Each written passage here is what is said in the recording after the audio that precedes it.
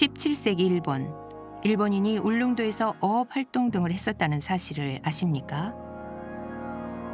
1620년경 막부로부터 도항 허가를 받은 요나거의 주민인 오야, 무라카와 두 가문은 약 70년에 걸쳐 매년 교대로 울릉도로 건너가 강치와 전복 등을 잡았습니다.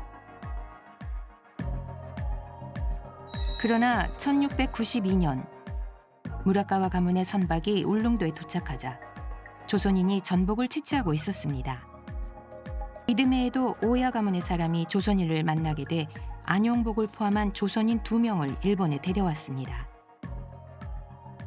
그 후 안용복은 조선에 송환돼 일본과 조선 사이에서 울릉도에 관한 협상이 이루어져 막부는 오야, 무라카와 두 가문의 울릉도 도항을 금지했습니다. 이 일련의 사건들은 겐로쿠 다케시마 사건이라 불리고 있습니다. 1696년 1월 막부는 오야, 무라카와 두 가문의 울릉도 도항 금지를 결정했습니다. 이 결정으로부터 몇 달이 지난 1696년 5월 안용복 등 11명이 이번에는 스스로 바다를 건너 일본에 왔습니다.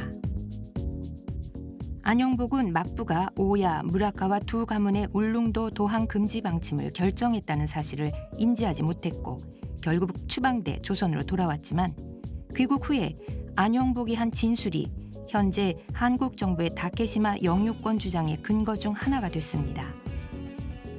대체 그는 일본에서 무엇을 했고 귀국 후 무엇을 진술한 것일까요?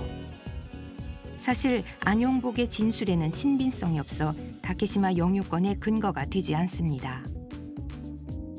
이 해설 동영상 파트 1에서는 17세기 다케시마에 관한 상황, 파트 2에서는 안용복의 진술에 관한 한국 정부 주장의 문제점을 살펴보겠습니다.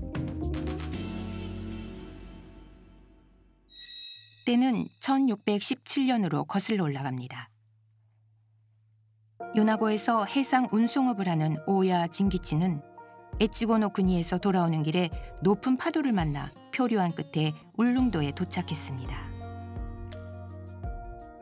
섬을 거닐던 오야 진기치는 그 섬이 무인도이며 자원이 풍부하다는 사실을 알게 됩니다. 오야는 그곳에서 사업을 하기로 결심했습니다. 오야는 요나고에서 같은 해상 운송업을 하는 무라카와 이치베와 의논했습니다. 무라카와 이치베는 막부 간부와 친분이 있는 아베 시로고로와는 오래전부터 알고 지냈습니다. 두 사람은 아베 시로고로에게 오야, 무라카와 두 가문이 울릉도를 개발할 수 있도록 막부에 중재를 해달라고 의뢰했습니다. 1618년 에도 막부는 도토리 번주 앞으로 오야, 무라카와 두 가문에 대한 울릉도 도항 허가를 통지해 이들은 매년 교대로 울릉도에 가게 됐습니다. 후년에 기술된 자료에서 확인한 바에 따르면 울릉도로 향하는 일행은 음력 2월경 요나고를 출발해 구모주를 경유한 뒤 먼저 오키섬으로 향했습니다. 그곳에서 인원을 늘려 준비를 마치고 4월 상순 오키섬을 출발합니다. 매자의 생이라 불리는 당시 해상 운송에 쓰인 목조 범선이 사용되었습니다.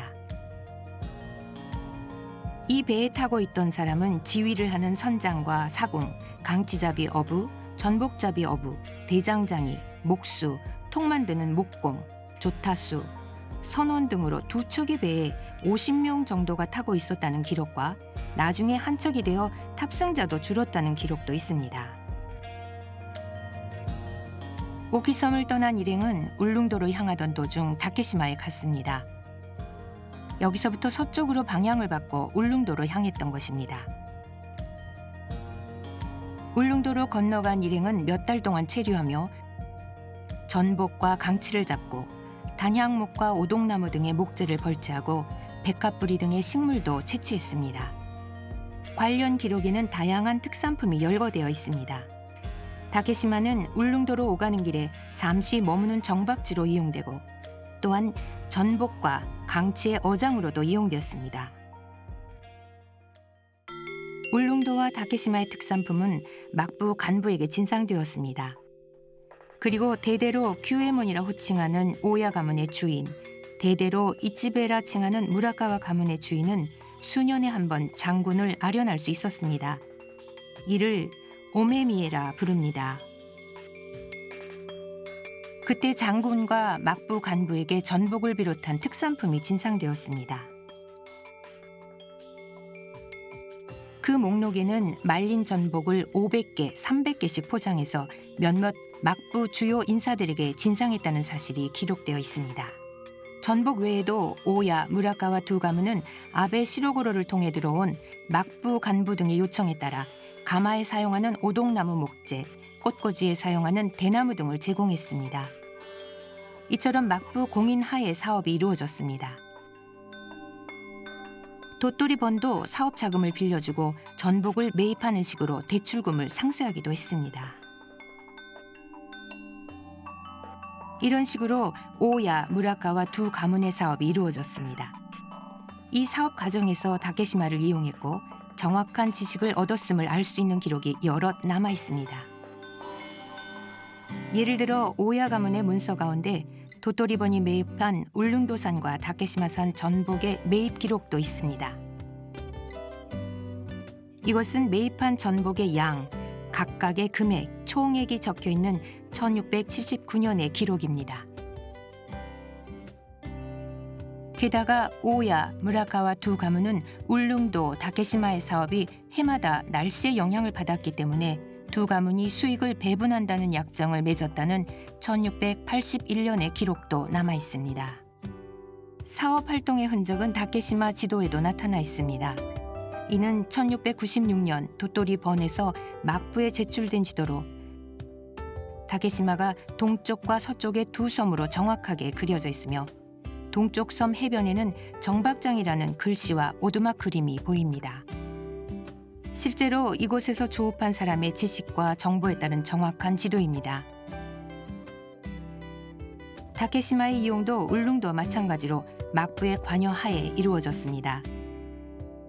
그 일부를 나타내는 자료가 오야 가문의 문서에 포함되어 있습니다. 이는 1660년 9월 아베 시로고로의 가신이 오야 규에몬 앞으로 보낸 서한입니다. 아베 시로고로가 막부 최고직인 로주에게 다케시마 도항에 대해 협조를 구하고 허락을 받았다는 내용이 적혀 있습니다. 이는 1681년 오야 가문에 숙박한 막부 관리의 질문에 대해 오야 규에몬 가스노부가 답변한 기록입니다. 24~25년 전, 즉 장군 이에스나 시대에 다케시마를 하사받아 강치자비를 하고 있다고 답했습니다. 이처럼 이른바 막부가 공인한 사업으로 오야, 무라카와 두 가문의 사업이 이루어져 다케시마에 관한 지식도 축적되었습니다. 도토리본의 공식 자료인 어용인 일기와 공첩 외에 옥기섬에 대해 기술한 옥기섬 관찰 기록, 그리고 후년에 기술된 서적과 지도에도 다케시마에 관한 기술을 확인할 수 있습니다. 당시 현재의 울릉도는 다케시마, 현재의 다케시마는 마쓰시마로 불렸습니다. 이러한 문헌에 나오는 다케시마는 울릉도를 가리킵니다. 도토리본에 무사로 요직에 있었던 오카지마 마사요시가 편찬한 다케시마 고찰에는 오야, 무라카와 두 가문의 사업 경위, 울릉도, 다케시마에 이르는 경로와 특산품에 대해 정리되어 있습니다. 강치 그림도 게재돼 있으며 미치라고 불린 사실과 총으로 잡아 기름을 채취했다고도 기록되어 있습니다. 이 밖에도 다케시마 해설 지도, 장생 다케시마 기록 등 여러 사료에 다케시마에 관한 기술이 있습니다. 또 1779년 미토본의 지리학자인 나가쿠보 세키스이는 20여 년에 걸친 자신의 견문과 지도 등의 문헌조사, 미토본에 온 여행자와 지인으로부터 들은 정보를 바탕으로 정확한 일본 지도를 작성해 개정 일본 여지 노종 전도로 간행했습니다. 여기에는 현재의 다케시마인 마쓰시마가 현재의 울릉도인 다케시마와 함께 그려져 있으며 오키섬 관찰 기록에 적혀 있는 정보도 함께 기술되어 있습니다. 세키스이는 생전 2차례 정도 이 저서를 개정했는데 세키스이의 사후에도 개정이 이루어져 널리 일반인들이 이용했습니다. 이처럼 막부와 도토리번의 관여하에 시작된 울릉도 도항과 연동돼 다케시마가 이용되었고 여기서 얻은 지식이 서적이나 그림, 지도 형태로 일본에 알려져 계승된 것입니다. 그러나 70년 이상 계속된 오야, 무라카와 두 가문의 사업에 이변이 생겨 그 결과 사업을 계속할 수 없게 되었습니다. 1692년 무라카 가문의 선박이 울릉도에 도착하자 40여 명의 조선인 어부가 있었습니다. 그들은 그곳에서 전복과 미역을 채취하고 있었습니다. 이때 무라카와 가문은 조선인 어부가 있었다는 증거로 조선인이 신던 집신과 말린 전복, 조선 된장 덩어리 등을 증거품으로 가지고 돌아왔습니다. 그리고 이듬해 이번에는 오야 가문이 울릉도에 가보니 조선인 어부가 또 있었습니다. 그들은 채취한 전복과 미역을 말렸고 창고에 두었던 고기잡이 도구를 마음대로 사용하고 있었습니다.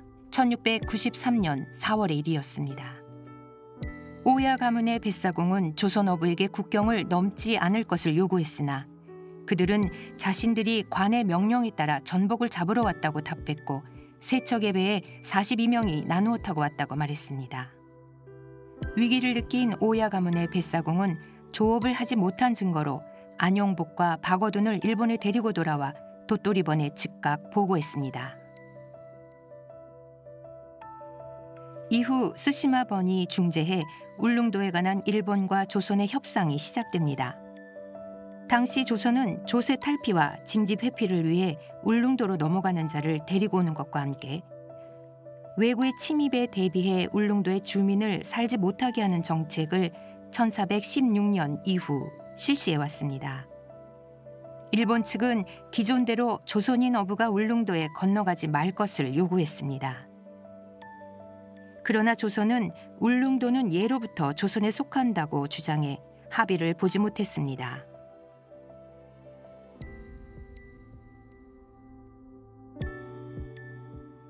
최종적으로 막부는 조선과의 우호 관계를 존중해 오야, 무라카와 두 가문의 울릉도 도항을 금지합니다. 1696년의 일이었습니다. 이 겐로쿠 다케시마 사건에서 일본과 조선의 협의 대상이 된 것은 울릉도이며 다케시마는 전혀 협의 대상이 되지 않았습니다. 이로 미루어 볼 때 당시 조선은 일본 측의 다케시마 도항을 문제시하지 않았던 것이 분명합니다.